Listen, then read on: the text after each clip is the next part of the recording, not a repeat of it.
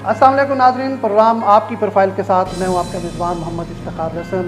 ناظرین، آج ہم جس شخصیت کے ساتھ بیٹھے ہوئے ہیں ان کا میں تعارف کروا دوں۔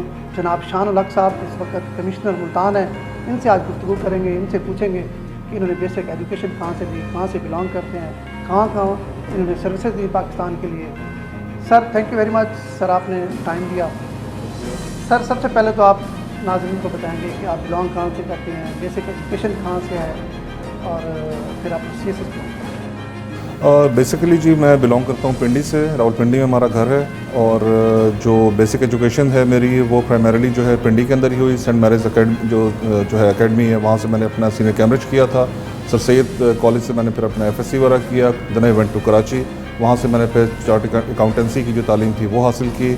واپس آیا میں، اور جو آپ نے سی ایس ایس کرنے کے متعلق بات کی، میرے والد صاحب جو تھے وہ اللہ ان کو جنت نصیب کرے، وہ تھے ملٹری لینڈ کنٹونمنٹ کے آفیسر تھے۔ ان کی بڑی خواہش تھی کہ میں ایک بار یہ ایگزام دوں، میں نے ایگزام دیا، اللہ تعالیٰ نے مہربانی کی، پاس ہو گئے۔ اچھا ماشاء اللہ۔ سر آپ بیسیکلی چارٹرڈ اکاؤنٹنٹ ہیں؟ جی بالکل۔ اچھا تو سر یہ آپ نے ڈی ایم جی پھر کیوں مقصد ہے چوز کیا، کہ آپ کی خواہش تھی والد صاحب کی یا میرے والد صاحب کی خواہش تھی، بالکل۔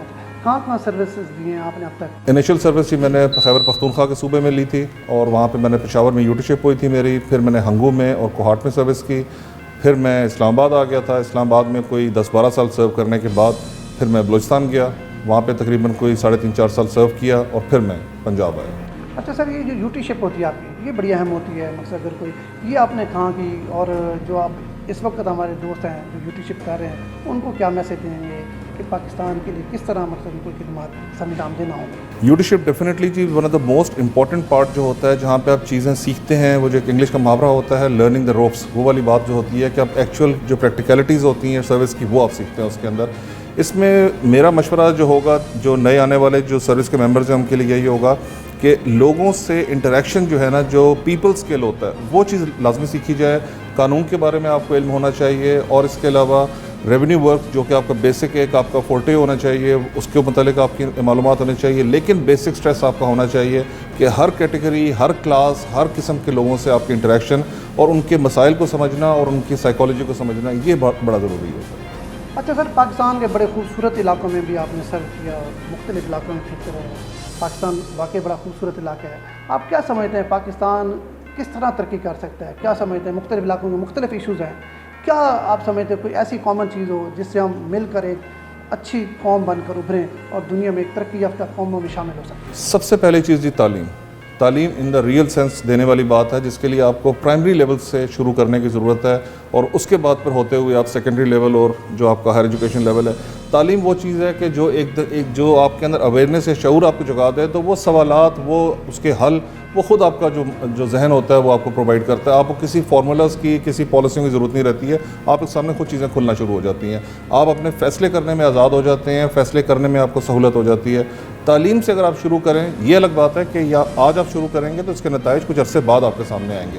کوئک فکس کوئی بھی نہیں ہے، کوئی آپ یہ کہیں کہ چٹکی بجاتے ہی سلوشن مل جائے گا تو وہ بالکل نہیں ہے، لیکن تعلیم سے اگر آپ شروع کریں تو انشاءاللہ تعالیٰ آپ کو بہت جلد جو ہے اس کے نتائج ملنا شروع ہو جائیں گے۔ اچھا، آپ سمجھتے ہیں کہ جس طرح محنت کر رہے ہیں پچھلے 70-80 سال سے پاکستان بنا ہے، کوشش کی جا رہی ہے کہ ہماری جو آنے والی نسلیں ہیں وہ اعلیٰ تعلیم یافتہ ہوں، اس وقت کیا مختلف علاقوں میں آپ کا کیونکہ تجربہ ہے، اس لیے میں پوچھنا چاہتا ہوں کہ دور دراز کے علاقوں میں جہاں آپ سرو کرتے رہیں، وہاں کی کیا صورتحال ہے اور وہاں لوگوں میں کیسی ہوپ ہے؟ تعلیم کے متعلق اویئرنیس پہلے سے بہت بہتر آ چکی ہے۔ میں سیکٹری اسکول ایجوکیشن بلوچستان میں بھی رہ چکا ہوں، وہاں پہ دور دراز کے پشتون ٹرائب کے ایریاز، بلوچ ٹرائب کے ایریاز، وہ بھی جا کے میں نے دیکھے تھے۔ وہاں پر بھی لوگوں کے اندر بڑی چیز کی اویئرنیس موجود ہے کہ تعلیم ہی ان کے مسئلوں کا حل کر سکتی ہے۔ اب کوالٹی ایجوکیشن جو ہے وہ ڈیفینیٹلی سسٹم نے پرووائڈ کرنی ہے، تو اس چیز کے لیے بڑا ضروری ہے، لیکن لوگوں میں اس چیز کا بڑا شعور اب آ چکا ہے کہ تعلیم ہی ان کے مسئلوں کو حل کر سکتی ہے، اور وہ ضروری ہے۔ اچھا سر، آپ نے بڑا اچھا ایک پوائنٹ ہے کہ تعلیم کے بغیر جو ہے نا قوم ترقی نہیں کر سکے گی۔ ظاہری بات ہے، اچھی قوم بننے کے لیے ہمیں تعلیم۔ سر یہ بتائیں کہ آپ نے جس طرح بلوچستان کی آپ نے بات کی، تو بلوچستان میں آپ نے کیا دیکھا، محرومیاں کیا دیکھی اور کیسے بہتری آ سکتی ہے؟ کیونکہ بلوچستان میں آپ کا بڑا تجربہ ہے، سیکٹری ایجوکیشن رہے ہیں، کیونکہ ایجوکیشن کا سیکٹری زیادہ بہتر چیزوں کو سمجھتے ہیں کہ وہاں کے ماحول کیا ہے، اور جیسے ہم یہاں دور دراز بیٹھ کے سمجھتے ہیں کہ بلوچستان اب بہت پیچھے ہے، اس حوالے سے تھوڑا سا بلوچستان میں جو پہلا ایشو آتا ہے، وہ سب سے بڑا ایشو یہ آتا ہے کہ اس کا جو جغرافیکل ایکسپینس ہے وہ بہت زیادہ بڑا ہے، وہاں پہ کوئی بھی انیشیٹو لینے کی، اور آبادی اس پورے پہ تقریباً پھیلی ہوئی ہے۔ اب اس کے لیے کوئی اسکول بنانا, کوئی نیٹ ورک بنانا, کوئی روڈز کا کام کرنا یا کوئی بھی چیز کرنے کے لیے ہیوج انویسٹمنٹ آپ کو چاہیے. جو کام آپ پنجاب کے اندر ایک تحصیل میں لیٹ سے ایک خاص رقم کے اندر کر سکتے ہیں, بلوچستان میں وہ کام کرنے کے لیے اسے 10 گنا زیادہ رقم چاہیے ہوتی ہے, کیونکہ آپ کا نیٹ ورک بہت پھیلا ہوا ہوتا ہے, آپ کے بینیفیشری بہت تھوڑے تھوڑے لوگ ہوتے ہیں. تو وہاں پہ اس ایشو کی وجہ سے جتنی انویسٹمنٹ گئی, جتنا سب کچھ ہوا, وہ جتنی استعمال ہو سکتی تھی وہ اس کے اندر استعمال ہوئی, اس میں کوئی شک والی بات نہیں ہے.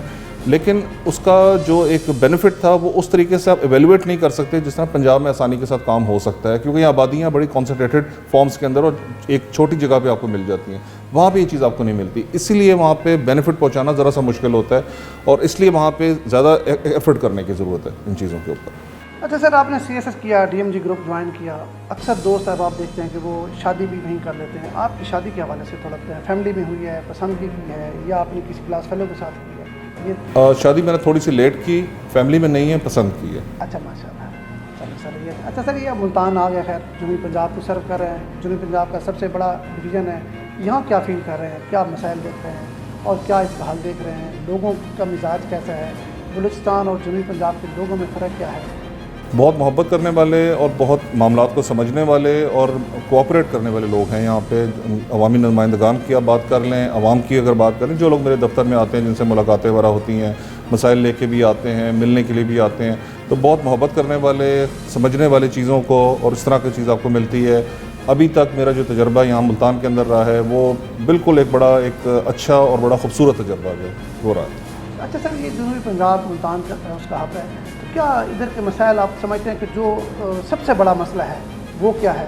اس وقت جو لانگ ٹرم ایک مسئلہ جو سب سے زیادہ جو میں یہاں پہ فیس میں نے کیا ہے, جو میں سمجھتا ہوں کہ اگر ایک ملتان شہر کی حد تک اگر بات کی جائے تو اور اس کو ٹھیک ہونے کی ضرورت ہے, وہ اس کا پانی کا اور سیوریج کا مسئلہ ہے, جو ایک بڑے لانگ ٹرم سے خراب ہوتا آ رہا ہے, اور اس کے بعد بہت زیادہ آؤٹ ڈیٹڈ آپ کی جو ہے سیوریج لائنز ہو چکی ہیں. ان کو ریپلیس کرنے کے لیے, اور ہم نے کیسز کے لیے موو بھی کیے ہیں. انشاءاللہ وی آر ہوپ فل کہ اس کے اندر ہمیں کچھ نہ کچھ فنڈنگ ملے گی, اور آہستہ آہستہ کر کے اس کو پورا کیا جائے گا. لیکن یہ چیز جو ہے نا وہ بڑی پرائرٹی والی ہے ہماری. انفیکٹ جو ملتان پیکج بھی ہم نے تیار کیا تھا اس کے اندر بھی یہ سیوریج والا اور واٹر سپلائی جو آپ کی ملتان شہر کے اندر ہے اس کو ریپلیس کرنے کا ہم نے اچھے خاصا اس میں پورشن رکھا تھا. اچھا, ملتان شہر کا سب سے بڑا مسئلہ آپ سمجھتے ہیں یہ ڈسپوزل کا ہے اور پانی کا ہے. اس کے علاوہ جو ریجن کی میں بات کروں, جہاں مقصد ہے کہ ابھی بہت سارے ایسے علاقے بھی ہیں جہاں پانی پینے کا میٹھا دستیاب نہیں, وہاں کیا سمجھ؟ وہاں پہ فی الحال ابھی ہم نے 2 دن پہلے بھی اس معاملے کے اوپر ہم لوگوں نے میٹنگ کی تھی. تو جو واٹر فلٹریشن پلانٹس ہیں جو اس وقت جو ہیں وہ ڈیو ٹو ون ریزن اور اندر جو اس وقت ناکارہ ہو چکے ہیں یا کام نہیں کر رہے یا ریپیئر نہیں ہو سکی, اس کو ریوائیو کرنے کی ہم لوگوں نے بات کی ہے. اور ہماری کوشش یہ ہوگی کہ اگلے ADP کے اندر پانی کی سپلائی کی, اور جہاں جہاں بریکش واٹر کا ایشو آتا ہے وہاں پہ میٹھے پانی کی سپلائی کے لیے زیادہ اسکیمیں جو ہیں وہ انپٹ جو ہے دیا جا سکے, تاکہ جتنا بھی ADP اویلیبل ہو اس کا بینیفٹ جتنا بھی دیا جا سکے وہ زیادہ اسپریڈ آؤٹ کیا جا سکے. آپ سمجھتے ہیں کہ یہ ایسے مسائل ہیں جو حل ہو سکتے ہیں؟ بالکل, کوئی ایسا مسئلہ نہیں ہے کہ جو حل نہ ہو سکتا ہو. مسائل حل بھی ہو سکتے ہیں, لیکن اگر آپ یہ کہیں گے کہ ایک دم چٹکی بجاتے سب کچھ ہو جائے تو وہ نہیں ہو سکتا. جو چیزیں آہستہ آہستہ خراب ہوتی ہیں ان کو ٹھیک کرنے کے لیے, اور جس طرح کے اس وقت ہمارے معاشی حالات ہیں اس میں تھوڑا سا ٹائم لگے گا, لیکن ریسٹ ایشورڈ کہ چیزیں اسی ڈائریکشن میں ہی کام کر رہی ہیں, ٹائم لگ سکتا ہے. اچھا سر, جنوب بلوچستان کی بات آپ نے کی ہے, ایجوکیشن کی سیکٹری رہے ہیں, جنوبی پنجاب میں ایجوکیشن کا لیول کیا ہے؟ سمجھتے ہیں کہ بہتر ہے؟ ملتان کے اندر جو میں نے ایٹ لیسٹ چیز دیکھی ہے بڑا اچھا لیول ہے. اور اگین وہی والی بات ہے جو چیز میں نے بلوچستان میں دیکھی تھی کہ لوگوں کے اندر بڑی اویئرنیس اور شعور ہے کہ تعلیم ان کے اور ان کی اگلی نسل کے لیے, بچوں کے لیے بہت ضروری ہے. اتنا ہی شعور یا اس سے زیادہ شعور جو ہے وہ اس علاقے میں پایا جاتا ہے. لوگ اس کے لیے بالکل سیریس ہوتے ہیں, اور اپنے بچوں کے لیے انفیکٹ جو میری CEO ایجوکیشن سے 1-2 بار ملاقاتیں بھی ہوئی ہیں تو اس میں پیرنٹس جو ہیں باقاعدہ وہ آ کے جو ہیڈ ماسٹر جو ہوتے ہیں وہاں پہ ان سے آ کے سوال کرتے ہیں کہ بچہ اس طرح کیوں پرفارم کر رہا ہے, ایسے کیوں نہیں کر رہا. ٹھیک ہے, پلس مائنس ہر جگہ پر ہوتا ہے, لیکن لوگوں میں اویئرنیس بہت زیادہ ہے. اچھا, سرکاری اسکولوں کی جو ایجوکیشن لیول ہے اس سے مطمئن ہیں آپ جنوبی پنجاب میں؟ مطمئن تو ڈیفینیٹلی نہیں ہو سکتا, اس میں امپرومنٹ کی بہت زیادہ گنجائش ہے. لیکن اگین بھی بات ہے کہ یہ ایک بہت بڑا محکمہ ہے پنجاب حکومت کا. اگر آپ دیکھیں اسکول ایجوکیشن ڈپارٹمنٹ, اس کی جو نفری اگر آپ دیکھ لیں تو پاکستان آرمی کے بعد نمبر 2 نفری ہے. تو اتنی بڑی نفری کے اندر انویسٹمنٹس کرنا, سب کچھ کرنا, تو یہ ایک مشکل عمل ہوتا ہے, اور ایک طویل المدت قسم کا یہ عمل ہوتا ہے. اس کے اوپر کام ہو رہا ہے. جب میں اس سے پہلے اسکول ایجوکیشن ڈپارٹمنٹ بھی رہا تھا تو بہت سارے جو منصوبے ہیں چیزوں کو امپروو کرنے کے لیے, اور اسپیشلی جو ساؤتھ پنجاب کے میں پرائرٹی دینے کے لیے, جو کہ ہمارے CM صاحب کی پرائرٹی بھی ہے اس چیز کے اوپر, وہ ان پائپ لائن ہیں. لیکن اگین وہی بات ہے نا, ٹائم لگتا ہے. جی اچھا سر, آپ نے پہلے کہا کہ پاکستان کی ترقی کا ایک ہی راستہ ہے تعلیم. بالکل. اور پھر آپ کہہ رہے ہیں کہ تعلیم جو ہے یہاں پر وسائل کا مسئلہ ہے، تو آپ نہیں سمجھتے کہ پاکستان میں سب سے زیادہ فوکس اسی تعلیم میں ہونا چاہیے، اور جو فنڈز کی رقم ہے مختص کرتے ہیں وہ بھی اسی کے لیے، جیسے آپ کہہ رہے ہیں کہ اس کا بڑا مسئلہ ہے؟ اور بالکل ہونا چاہیے، لیکن مسئلہ دیکھیں پھر وہی والی بات آ جاتی ہے، جس لائک آپ کرونا دیکھیں کہ ہمارے ایک چیز جو ہے وہ ہمارے سر کے اوپر ہے، کرونا دیکھ لیں، لوکس دیکھ لیں اور ان معاملات کو دیکھ لیں. اب یہ وہ چیزیں ہوتی ہیں جن کے اوپر آپ کو ایمرجنسی فنڈنگ کرنی پڑ جاتی ہے، آپ کو سارے ریسورسز ڈائیورٹ کرنے پڑ جاتے ہیں. دوسرے سیکٹرز کو بند نہیں کر سکتے، پرائرٹی اس کو دے سکتے ہیں. اگر آپ یہ کہیں کہ تعلیمی ایمرجنسی لگا کے باقی سب چیزوں کو بند کر دیے تو یہ پاسبل نہیں ہے، کیونکہ ہر سیکٹر اکانومی میں کنٹریبیوٹ کر رہا ہوتا ہے، ہر سیکٹر کا ایک ملٹی پلائر ہوتا ہے جو اکانومی میں کنٹریبیوٹ کر رہا ہوتا ہے. آپ اس کو بند نہیں کر سکتے، پرائرٹی دے سکتے ہیں اور اپنی اٹینشن اس سائڈ پہ رکھ سکتے ہیں، وہ رکھنی چاہیے. سر، جب آپ نے تعلیم حاصل کی اس وقت اتنے وسائل نہیں تھے، اتنی تعلیمی ادارے اچھے نہیں تھے، آپ نے یقیناً بڑی محنت کی ہوگی. آج کل ہمارے جو اسٹوڈنٹس ہیں، نئی نسل ہے، وہ اس کا بھی رونا روتے ہیں کہ جی وسائل کی کمی ہے. کیا ترقی کے لیے وسائل کی کمی آڑے آ سکتی ہے؟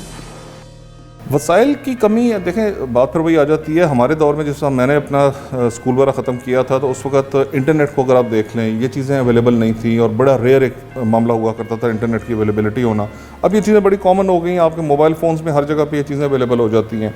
تو اگین میرا اس میں جواب وہی ہوگا کہ وین دیر از اے ول دیر از اے وے. اگر آپ کو ایک راستہ نہیں ملتا دوسرے راستے سے چیز آپ کہتے ہیں. اور اس طرح کی پاکستان کے اندر، ہمارے اپنے ملک کے اندر آپ اگر ویب سائٹس وغیرہ پہ جا کے دیکھیں 1001 جو ہے سکسیس سٹوریز موجود ہیں، کس طرح بچوں نے محنت کر کے یا انٹرپرینیورز نے محنت کر کے ایک راستہ ان کا بند ہوا تو دوسرے راستے سے کامیابی حاصل کی. تو تعلیم حاصل جس نے کرنی ہے وہ کوئی نہ کوئی راستہ نکال لے گا، لیکن اگین بات پھر وہی ہے کہ پرائرٹی ہماری یہی ہونی چاہیے کہ تعلیم کی طرف اٹینشن بھی اور اس کی طرف ریسورسز بھی. سر، جو بچے CSS کرنا چاہتے ہیں اور آپ کی طرح DMG افسر بننا چاہتے ہیں، کیا میسیج دیں گے کہ وہ کیا کریں، کیسے محنت کریں اور کیا کس طرح کمیٹڈ ہو کے اپنے آپ کو تعلیم کی طرف لے جائیں؟